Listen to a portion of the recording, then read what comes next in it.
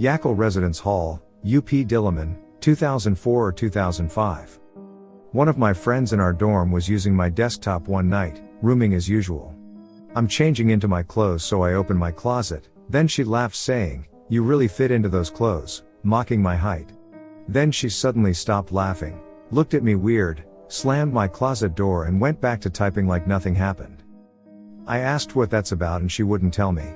I insisted, but she looked scared and it made me scared too. We had to call one of our dorm mate before started telling us what happened. She told our other dorm mate what she saw in Kapampangan. They're from Pampanga and Tarlac, and I only understood the dead woman part. I'm from Bulacan and had friends na Kapampangan, so I understood some of it. Later on, I learned that she actually saw my image, lifeless and hanging inside the closet. We asked the Victory Fellowship girls on our dorm to help us pray. We were all holding hands in a circle in my room. They asked my friend to pray since she's the one who had the vision, and she got shy when she said she doesn't pray to Jesus, because she's a Muslim. They prayed that whatever she saw wasn't a premonition, that it's not a vision of what might happen to me in the future. Days after that, someone, not from the dorm, just someone who goes to the same church in Katipunan from Victory Fellowship, talked to one of the girls from that night. He said he had a vision about Yakel, and since he knew she's from there, he wanted to tell her what he saw. He said that 2 nights ago, same night the incident happened, he had a vision of a group of girls forming a circle and that there was a bright light in the middle. Then at the end, Yakel Residence Hall flashed in his mind. I can never forget that moment, because years later, I would still have terrible nightmares about some woman. It should have been something scary, but it just annoys me sometimes because she keeps coming back to my dreams. Hello everyone. I go to school in Savannah, Georgia, which is supposedly one of the most haunted cities in the country. Also, both of my dorms I am talking about in these stories are renovated hotels. The first one was more of a motel, so separated buildings with 2 floors and the hallways are outside with railings.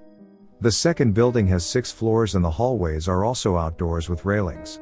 There weren't many stories such as murders and all of that in the first building, but the second building gets stops on the tourist ghost tours to talk about how fucking haunted it is. This story is from my most recent quarter at school. I live in the 6th floor building I mentioned. I live on the 6th floor and my girlfriend lives on the 5th floor right under me and 2 doors down. The 6th floor is supposedly the most haunted floor in the building because of one story about room 634. When the dorms were a hotel back in the day, a hooker and her young son stayed there. They couldn't afford to live there, so the drunken landlord would take sex as payment. She would always send the kid off somewhere so he wouldn't see. The son thought it was a sort of hide and seek game, hid for a bit and played with a set of marbles his mom gave him as a present. Well, the last time this happened, the landlord was more drunk than ever and she told her son to go hide. The landlord was getting too touchy-feely and she wasn't digging it, tried to stop him, and he killed her. The son would hide in different places every time, so this last time he went to the roof of the building. But as a little kid wouldn't know, the roof doors locked behind them. The kid died on the roof. The story is that you can hear marbles on your ceiling every once in a while, and you can also hear the hooker's heels in the hallways behind you, or on the ceiling if you're on the 5th floor and down. About the time of the end of the quarter, I was in my girlfriend's room before class at about 11 a.m. Her neighbors upstairs, who are 2 doors down from me, always make a ton of noise, so we usually didn't think anything of it, but we heard the distinct sound of heels walking around. We joked about it and let it go. Later that day, I saw the kid outside of his room and thought I'd ask him just to see what happened. He said no one in his room was wearing heels at all that day. I also hear heels all the time when I'm in my bathroom that sounds like they're from the hall, but my roommate who's closer to the hallway didn't hear anything. I also hear marbles all the time on my ceiling. During the last week of school of my latest quarter, my roommate and I stepped downstairs for a cig around 2 a.m. to take a break from our final projects. We walk downstairs, see the security guard and no one else. We walk outside, where there is a driveway, parking lot type thing for people to pull up and pick people up or drop them off. There was absolutely no one outside and no cars on the road, obviously because it was 2 a.m. on Wednesday. The only thing we saw was a black Honda, probably from like 2000, pull up to the door right as we walked outside. We didn't think anything of it because it was just a car, we assumed it was someone's ride.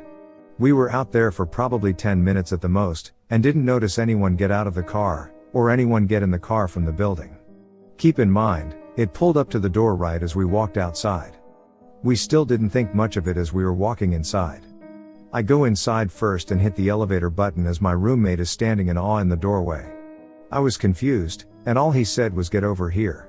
I walked over, and then he said, "There's no one in this car."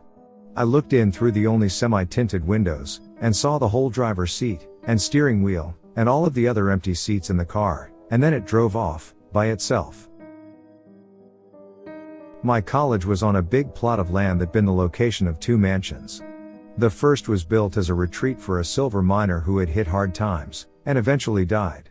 The next owner had renovated the building, wiring it for electricity while he was in England. Shortly before his family had returned, there was a short in the new wiring, and the building burned. They built a replacement on the same foundations, lived there for years, even burying a couple of their kids on the grounds.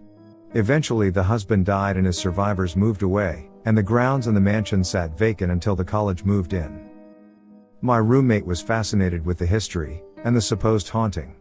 One night, he announced that he had brought a video baby monitor and wanted to set it up on the top floor, where the most hauntings were reported. We were 1 floor down, watching a video feed and saw absolutely nothing. For the better part of an hour. My ADD started kicking in hard, and I was focusing more and more on a photograph on the wall of the original house that was burned down. I complained to my roommate about it, and he tells me to ignore it, which I can't do. I decided that I'm going to turn it around at the very least. As my fingers touch the frame, a horrible shriek comes from the monitor and the screen flickers wildly. For the next 10 seconds, all we can do is stare at it, and only when we snapped out of it did we decide to go and check upstairs, but even before we can turn the door handle, the same spine-chilling sound comes from the hallway. We saw the fear in each other's eyes, and when we opened the door, we suddenly heard the fire alarm going off. Since we were not supposed to be in the building in the first place, we are afraid that the answer to the question "who you going to call" is now 911, and not Ghostbusters. We immediately run up to the top floor, throw everything into a duffel bag with the fire alarm screaming behind us the whole time while exercising great restraint to not panic as we ran down the building, and not before long, we get to the ground floor, which is beautifully appointed and had been rented out for a bar mitzvah. But when we got there, we saw that no one other than us was trying to leave the building in a hurry, and only then did it finally click to us that the fire alarm wasn't even there to begin with. Later on, I talked to one of the securities, and while concealing the exact reasons for my curiosity, I learned that there was no record or indication of an alarm during that event, and there was no way for it to go off in sectors, since if it went off anywhere in the building, it would go off everywhere.